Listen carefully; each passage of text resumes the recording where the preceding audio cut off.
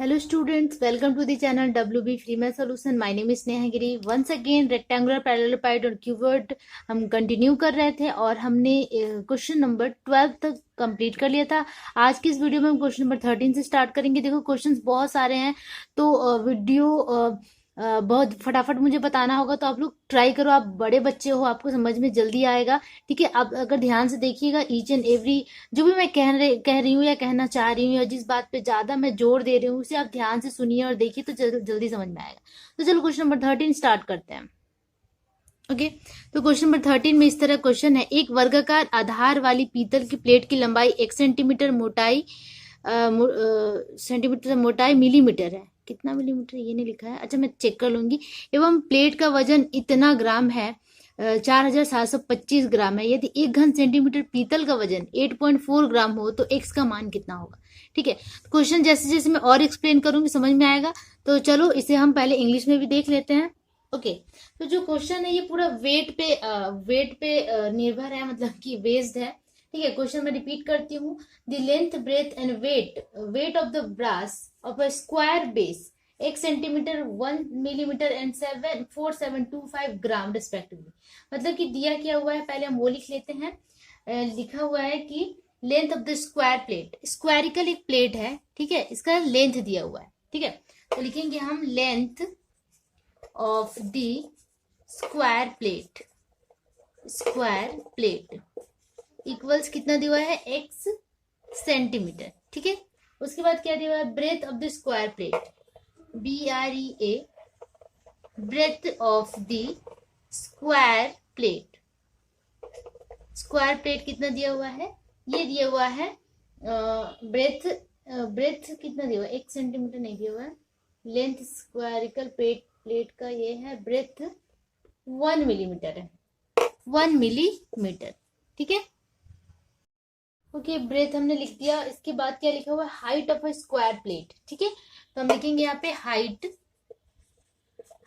Of a square plate. Height of a square plate कितना दिया हुआ है यहाँ पे, 1 मिलीमीटर। 1 मिलीमीटर है तो breadth of the square plate भी साथ एक ही दिया हुआ है। मैं एक बार चेक कर लूं, आपकी बुक में क्वेश्चन में थोड़ा सा रॉन्ग है। Actually breadth of the square plate भी कितना दिया हुआ है, x मिलीमीटर है। ठीक है, x सेंटीमीटर दिया हुआ है। मिसप्रिंट है बुक में, तो आप लोग वहां पे सही कर लेना। ठीक है, and height of the square plate 1 millimetre दिया हुआ है। इसे भी हम सेंटीमीटर में चेंज कर लेंगे, तो सेंटीमीटर में चेंज करने के लिए 1/10 से डिवाइड कर देंगे तो आएगा 0.1 सेंटीमीटर। अब ये तीनों सेंटीमीटर में हो गया। जब हमारे पास लेंथ, ब्रेथ और हाइट है तो हम यहाँ से क्या निकाल सकते हैं, वॉल्यूम। ठीक है, तो लिखेंगे volume of square plate, LBH होता है। ठीक है, मतलब कि x मल्टीप्लाई 0.1, तो कितना आ गया, 0.1 इंटू एक्स स्क्वायर। ठीक है, तो ये कितना हो गया, ये वॉल्यूम हो गया क्यूबिक सेंटीमीटर में, क्यूबिक सेंटीमीटर। ठीक है, ओके नेक्स्ट क्या दिया हुआ है, प्लेट लिखा हुआ है कि weight of 1 cubic, if the weight of 1 cubic decimetre brass is 8.4 gram, ये दिया हुआ है। ठीक है, तो इसे भी हम लिख लेंगे कि weight of 1 cubic centimetre brass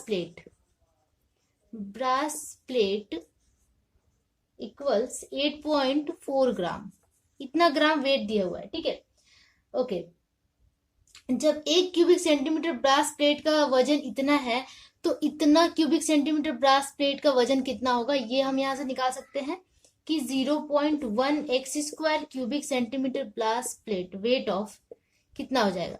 जब 1 का इतना है तो इतने का कितना हो जाएगा, मल्टीप्लाई होता है ऑब्वियसली, तो 8.4 मल्टीप्लाई 0.1 इंटू एक्स स्क्वायर ये होगा। ठीक है, मल्टीप्लाई करेंगे तो कितना आ जाएगा हमारा, जो भी आएगा हम अभी इतना ही छोड़ देते हैं। ठीक है, उसके बाद क्वेश्चन में एक बार और मैं पढ़ के बताती हूँ कि लिखा हुआ है the length, breadth and weight of the brass plate of a square base 1 centimetre and 1 millimeter and weight is 4725 gram. If the weight of 1 cubic brass is 8.4 gram, then calculate the value of x. मतलब कि अगर wait 1 ग्राम का इतना दिया हुआ है तो हमने क्या किया कि टोटल ब्रास प्लेट का हमने वजन यहां से निकाल लिया।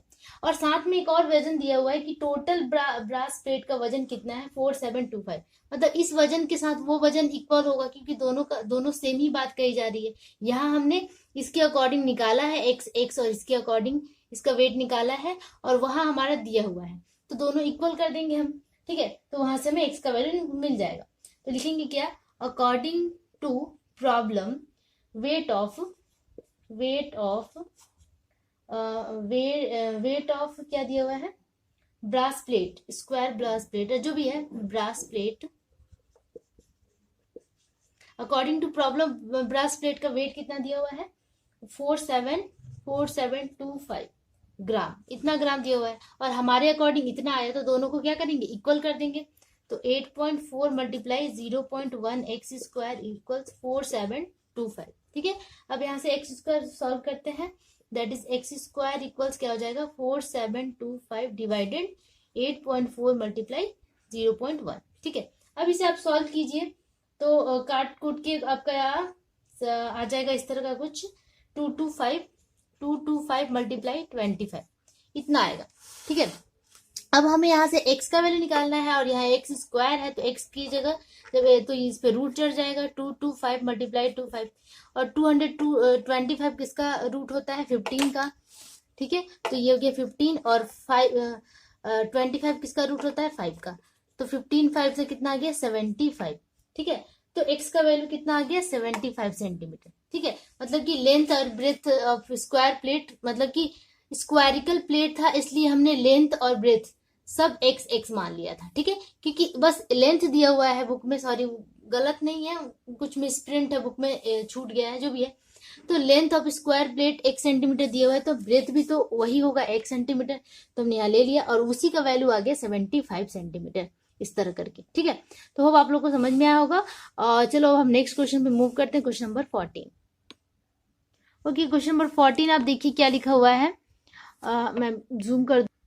ओके, लिखा हुआ है कि चांदमारी का रास्ता ऊंचा करना होगा, अतः रास्ते के दोनों तरफ समान गहराई और समान माप के 30 गड्ढे खोदकर उससे निकाली गई जो मिट्टी है उसे रास्ते को ऊंचा किया जाए। तो प्रत्येक गड्ढे की लंबाई चौड़ाई अगर 14 मीटर और 8 मीटर हो, तो और रास्ते में कुल इतना घन मिट्टी डाली गई है, मतलब कि इतना वॉल्यूम की मिट्टी रास्ते में डाली गई है वहां से खोदकर। ठीक है, 30 गड्ढों से खोदकर, तो प्रत्येक गड्ढे की गहराई कितनी होगी ये हमें फाइंड करना है। बहुत इजी क्वेश्चन है, वॉल्यूम से रिलेटेड है। यहाँ पे लेंथ ब्रेथ दे दिया है, बट डीप मतलब कि डेप्थ नहीं दिया है, मतलब कि हाइट नहीं दिया हुआ है।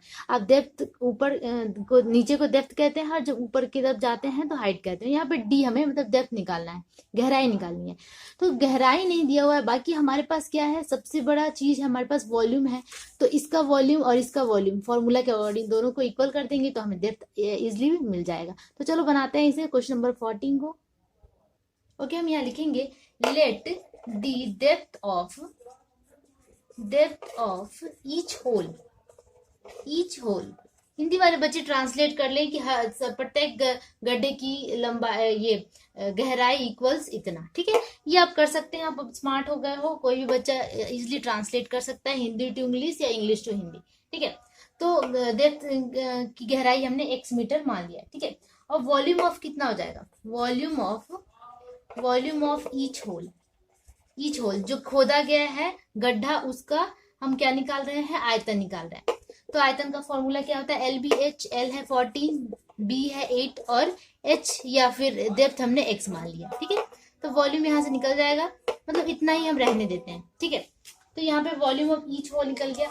अब वॉल्यूम ऑफ ईच होल, एक होल का वॉल्यूम इतना है, तो 30 होल का वॉल्यूम कितना हो जाएगा, वॉल्यूम ऑफ 30 होल्स का वॉल्यूम 30 मल्टीप्लाई दिस। ठीक है, 14 मल्टीप्लाई 8 मल्टीप्लाई x, इतना हो गया। ठीक है, ये हो गया क्यूबिक मीटर में।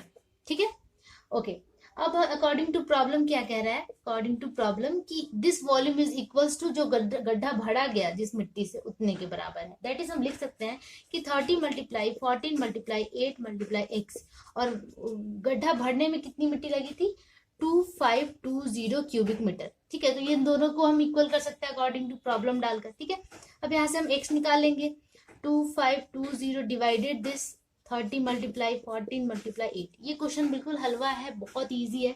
ठीक है, तो यहाँ से हम काट छाट कर लेते हैं। हमारा काट के आ जाएगा आपका 6/8 समथिंग आएगा।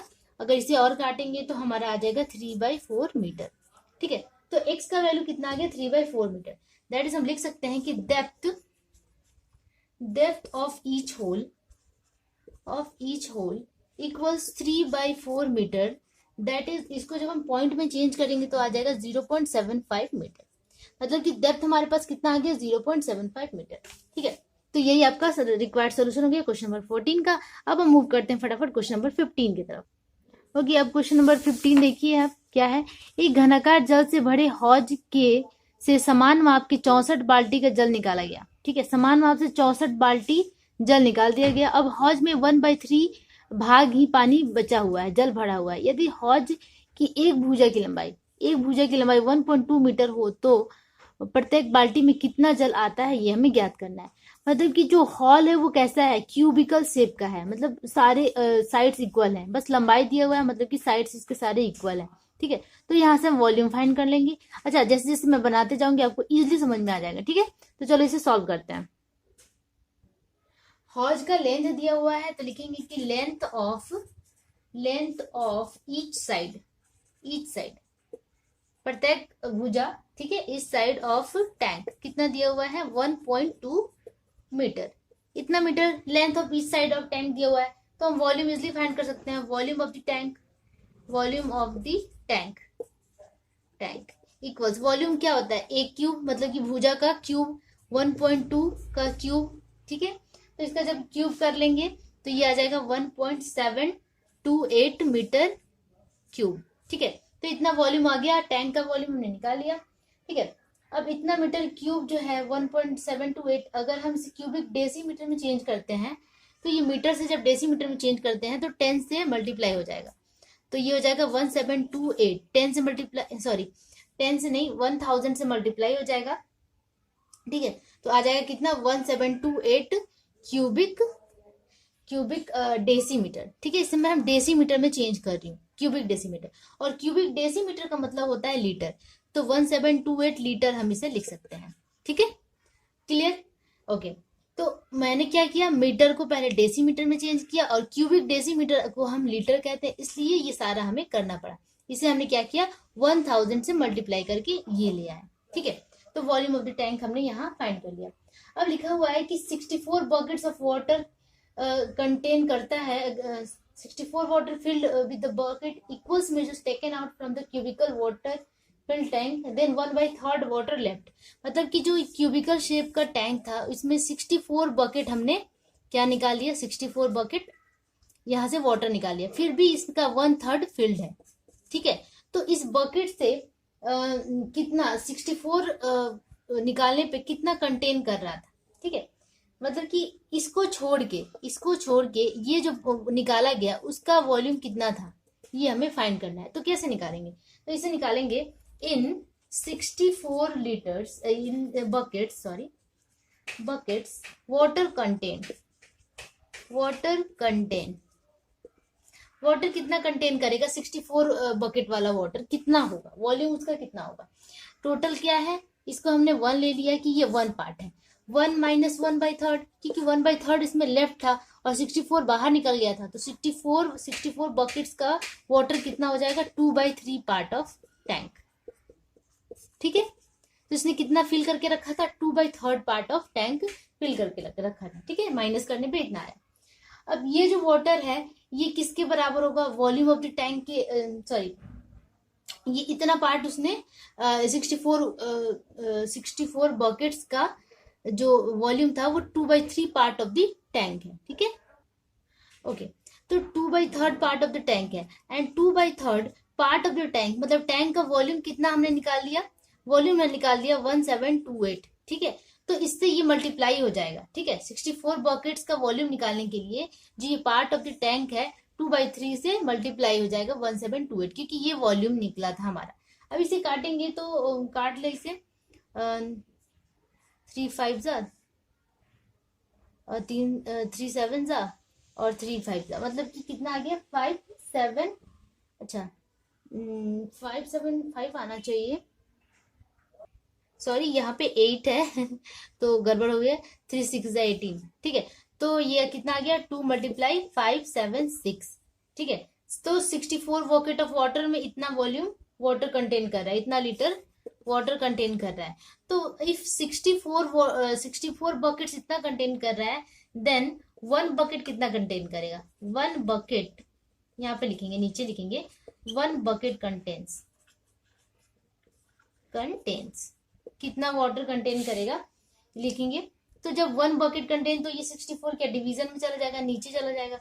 2 मल्टीप्लाई 5 7, मैं थोड़ा बढ़ा दूं, 5 7 6 डिवाइडेड 64, ठीक है। अब इसे आप काटेंगे ये 32 टाइम्स में, और जब इससे आप काटेंगे तो ये आ जाएगा 18, ठीक है। तो कितना आ गया, 18 लीटर्स, मतलब कि 1 बकेट कितना वाटर कंटेन करेगा, 18 लीटर्स, ठीक है। यही आपका रिक्वायर्ड सोल्यूशन है, ठीक है। क्योंकि यही पूछ रहा था कि calculate and right the quantity of water that can be hold in each bucket.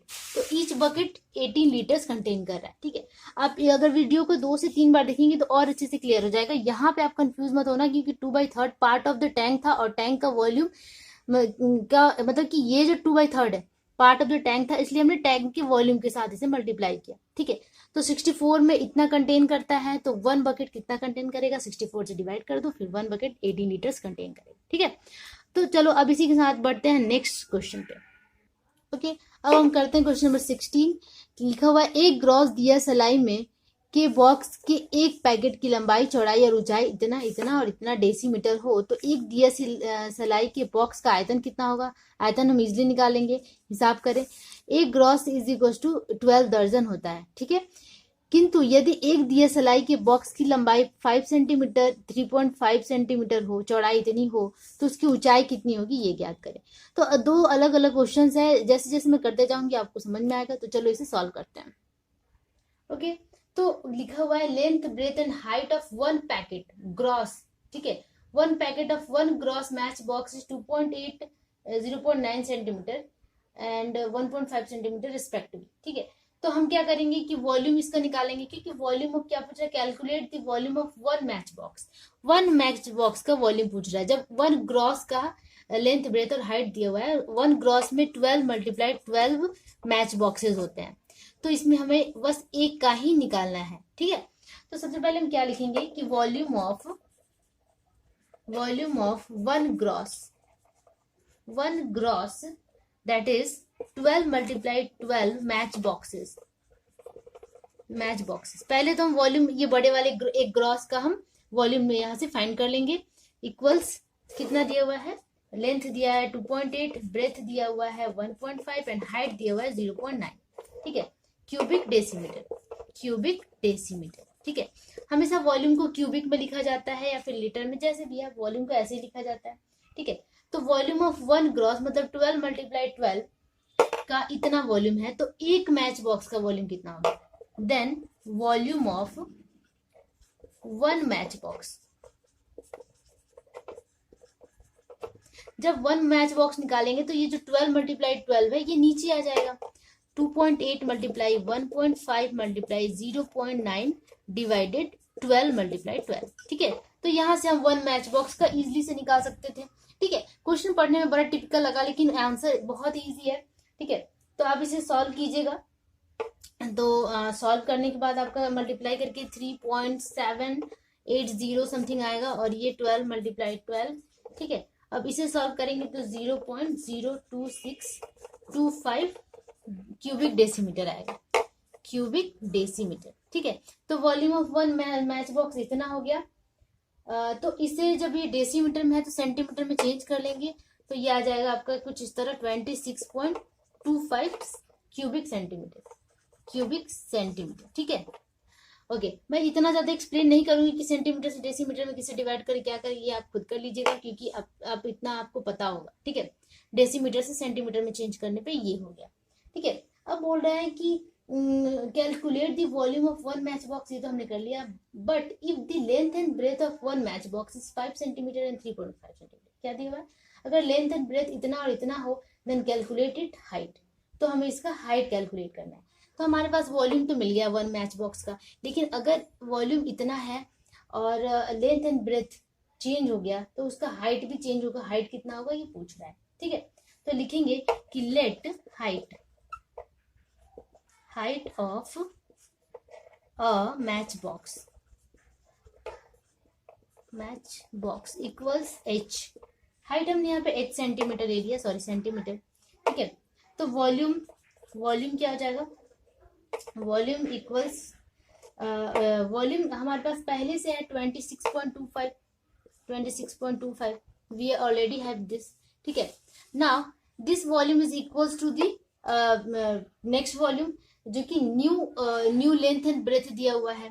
तो न्यू और लेंथ एंड ब्रेथ कितना दिया हुआ है, 5 मल्टीप्लाई लेंथ है और 3.5 है ब्रेथ। हाइट हमें नहीं पता, हाइट हमने h ले लिया, तो LBH इक्वल्स 26.25। अब यहाँ पे इसे हम सॉल्व करेंगे और इजिली यहाँ से h का वैल्यू निकालेंगे। h equals 26.25 divided 5 multiply 3.5। इसमें यहाँ पे मेंसुरेशन में क्या होता है कि सबसे ज्यादा जो दिमाग लगाना होता है वो कैलकुलेशन पे होता है। तो आप अपना थोड़ा सा इस कैलकुलेटिव पावर को बढ़ा लीजिए तो फिर ये बहुत जल्दी सॉल्व हो जाता है, ठीक है। तो इसे हम डिवाइड कर देंगे, आप कर लेना, आपका आ जाएगा आंसर 1.5 सेंटीमीटर, ठीक है। तो height of each match box कितना आ गया, height of each match box equals 1.5 centimetre, ठीक है। तो इस तरह ये आपका क्वेश्चन नंबर 16 भी सॉल्व हो गया। आज के इस वीडियो में हम बस 16 तक ही रहने देते हैं। नेक्स्ट वीडियो में मैं नेक्स्ट क्वेश्चन नंबर 17, 18 और आई थिंक 22 तक है, जल्दी फिनिश करने की कोशिश करेंगे। तब तक के लिए कीप प्रैक्टिसिंग, कीप वॉचिंग। अगर एक बार 2 बार देखने से समझ में ना आए तो बार वीडियो को देखिए, तभी आपको क्लियर होगा, ठीक है। क्वेश्चन बहुत ज्यादा टिपिकल नहीं है, बस क्वेश्चन टिपिकल है बट सोल्यूशन बहुत ईजी है, ठीक है। तब तक के लिए keep practising and keep watching. Don't forget to share and subscribe and hit a like. Bye bye.